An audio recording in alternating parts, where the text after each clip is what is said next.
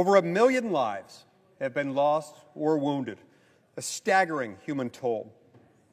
Yet, instead of seeking a path to peace, the Biden administration is choosing escalation. Billions of taxpayer dollars have been funneled into this conflict with little or no oversight and no end in sight. It's as if writing blank checks has become our primary foreign policy strategy. This has extracted a huge human cost. Just days ago, President Biden authorized Ukraine to use American-provided long-range weapons to strike inside Russia.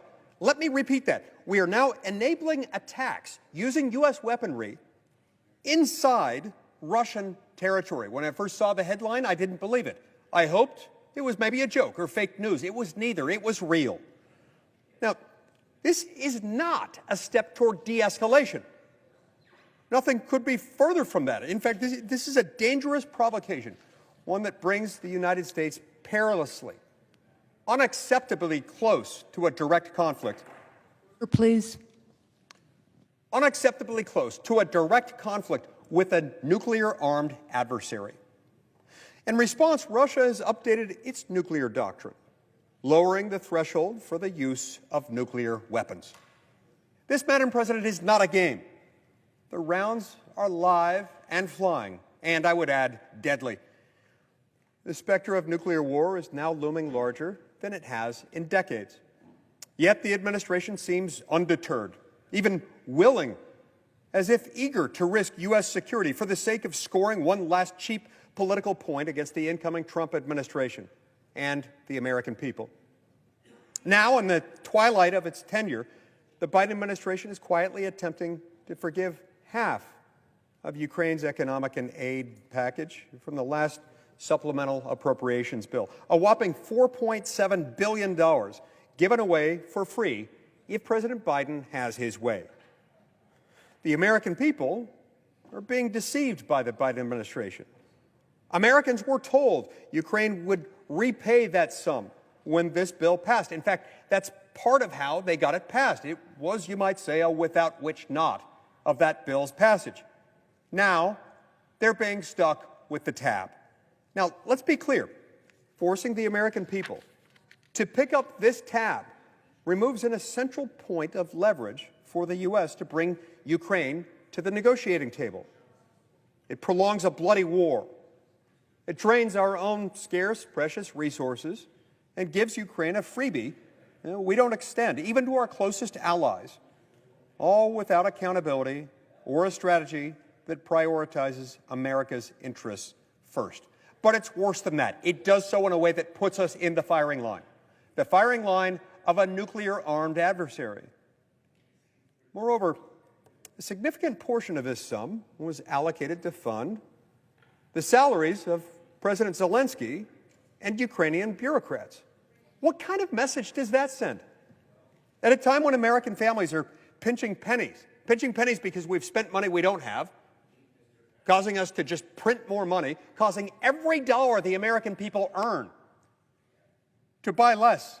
It's absolutely unconscionable that their hard-earned tax dollars are being used to underwrite the administrative costs of a foreign government and the salaries of foreign bureaucrats, all in a way that makes us less safe, all in a way that puts us in a precarious position we haven't faced since most of us were children. Our constituents are tightening their belts and making tough decisions about health care, education, and basic necessities. Yet we're being asked to finance the operational expenses of another nation's government? Madam President, we have a duty, a solemn duty, a sacred duty to our constituents to ensure that their hard-earned money is spent wisely and ethically, and at a minimum, not in a way that makes them less safe, not in a way that paints a target on their back for an adversary with nuclear weapons. We certainly have a constitutional duty to prevent unnecessary escalation that could lead to catastrophic consequences. And we have a duty to uphold the will of the American people who very recently, just over 2 weeks ago, voted for a different president with a different foreign policy, one that works for the American people and not against them. Instead, as a final parting gift, and yes, I use that word very, very euphemistically, the Biden administration wants to saddle the American people with a tab that they don't want, that they never agreed to, that they expressly rejected at the ballot box, and that they cannot afford. That's why I stand in full, wholehearted support of Senator Rand Paul's joint resolution of disapproval to block this misguided, dangerous, reckless wealth transfer to a corrupt foreign government. I call on all of my colleagues to do the same. We need to halt this dangerous path and give the incoming administration every tool to pursue a strategy that prioritizes peace and America's interests. The American people have spoken and resoundingly and with good reason rejected the policies of this administration that escalate conflicts and prolong wars. The American people deserve better. They should expect more. They strive and yearn for peace. Rand Paul's measure would help advance that. Doing nothing would impair it.